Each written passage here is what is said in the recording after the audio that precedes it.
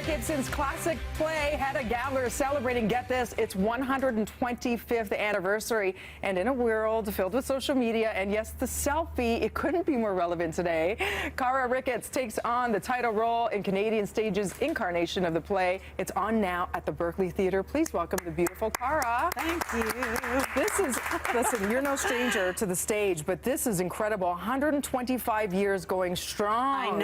I know. So do you look back at other people's interpretation of the lead? For example, Cate Blanchett, Oscar winner, Ingrid Bergman. Do you look at them for inspiration? I do. I watch the films, and Cate Blanchett had this piece called In the Company. I believe that's what it's called, and it's a short film about her remounting her production, which was adapted by her husband, Andrew Lipton, in New York. Okay. And I love to watch that stuff because it's the equivalent of talking to another great actor about what they think the role is. And with a role like this, the reason why it survives as long as it does is because there's so much to pull from it, so much to understand from it, and different ways of understanding it.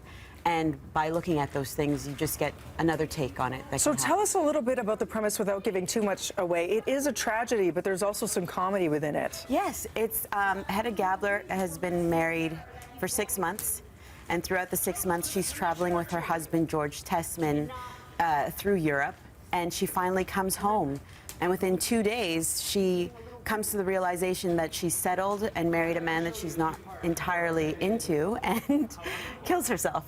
So she feels very trapped, which many people, you know, male or female, can relate to. And it's a very small cast and a very intimate setting. There's not moving stages and things. It really comes down to the interpersonal dynamics, which is why I think it stands the test of time. It's relevant to anybody in terms of your interpersonal dynamics with others or even within. Yes. And such a narcissistic character must be so delicious to play. She is. She's a bit narcissistic. There's a fight with the ego. It's the idea of expectation and what you wanted for yourself, but what you ended up settling for. And it's an argument that we all have with ourselves, like our hopes and aspirations and our expectations of self, and then meeting that in reality, whether or not we get to actually have it, or if we have to go for something lesser than that, and if we can live with settling.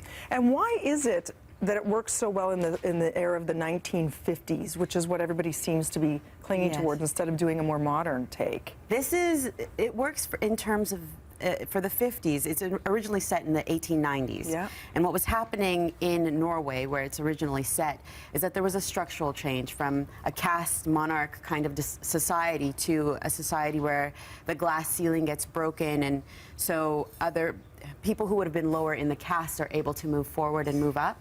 But with the 50s, we have the idea of female entrapment, what you're supposed to, the kind of life you're supposed to lead as a woman of that time, the way you present yourself, the way you dress.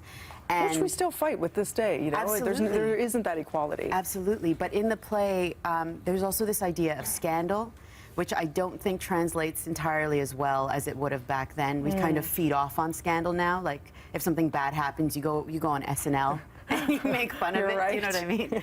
So I think that's the only thing that, like, we would have had to do another adaptation. This one that we're doing, I think, came out in the early 2000s. Okay. And it just fits really nicely with the 50s. I've got to ask you before we let you go, what do you make of all the controversy happening with the Academy Awards? I asked you, and you said you actually boycotted viewing the Oscars for a while yourself. I have. I stopped watching that night that they gave it to Halle Berry, Sidney Poitier, and Denzel Washington. Yeah. And it's because I think Mr. Washington had deserved one for a long time. And it really did feel like this is the night that we're going to bring out all the black folks and celebrate them, and then we won't do it again for a couple of years.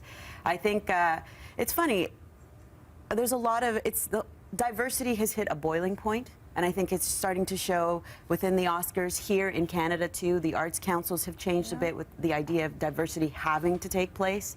And before, we used to put it on other actors or other artists by saying, you step up and turn down roles that could be given to you because you're a white person, but it could have gone to a person of color. And now we're dealing with it on a systemic level, which is, I think, the way we're supposed to go about doing it. Let's hope this discussion and these movements do actually spark change once and for all. Thank you so much. See the beautiful Cara and Hedda Gabler is on now until February 7th. That's at the Berkeley Street Theatre. Beautiful play, beautiful actress, beautiful production, continued success. Thank you. Thank you so much. We love watching you. Thanks for having me. Right now, we're